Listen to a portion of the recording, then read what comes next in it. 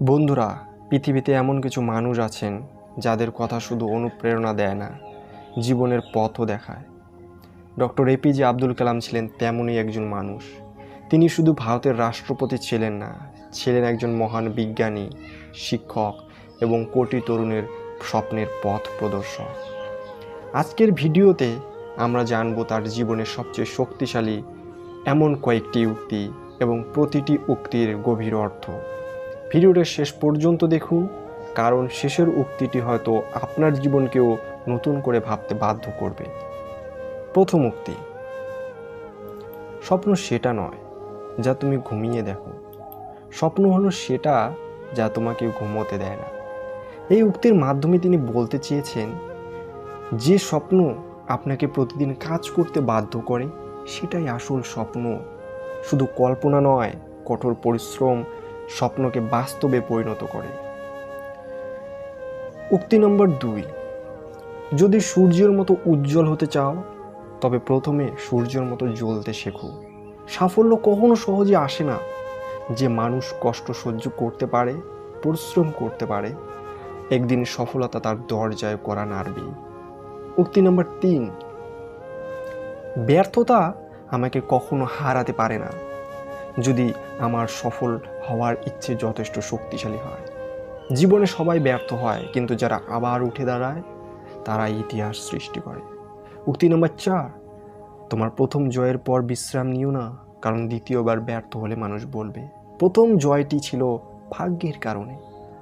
সাফল্য ধরে রাখাও একটি বড় চ্যালেঞ্জ, তাই প্রতিটি অর্জনের পর নতুন লক্ষ্য তৈরি করতে হবে। উক্তি নম্বর 5, মহান স্বপ্নদর্শীদের স্বপ্ন সবসময় বাস্তবে পরিণত হয়। যারা বড় ভাবতে সাহস করে তারাই বড় কিছু অর্জন করে। ছোট চিন্তা কখনো বড় জীবন তৈরি করতে পারে না। উক্তি নাম্বার 6, নিজের কাজকে ভালোবাসো, কিন্তু কোম্পানিকে নয়, কারণ কোম্পানি বদলাতে পারে কিন্তু তোমার দক্ষতা সারা জীবন তোমার সঙ্গেই থাকবে।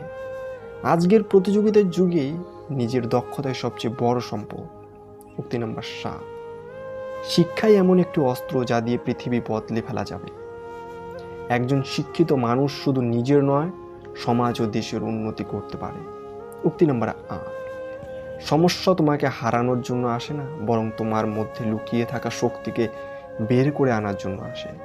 প্রতিটি কঠিন সময়ই আমাদের আরো শক্তিশালী করে তোলে। উক্তি নাম্বার 9, তুমি যদি নিজের ভবিষ্যৎ বদলাতে চাও তাহলে আজকের কাজ বদলাও। আগামীকাল কখনো নিজে থেকে বদলে যাবে না। আজকের সিদ্ধান্তই আগামীকাল তৈরি করে।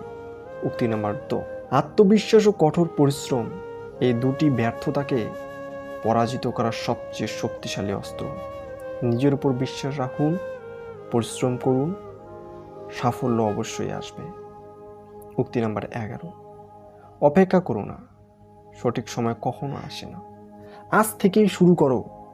অনেক মানুষ শুধু সুযোগের অপেক্ষা করেই জীবন কাটিয়ে দেয়, কিন্তু সফল মানুষ সুযোগ তৈরি করে।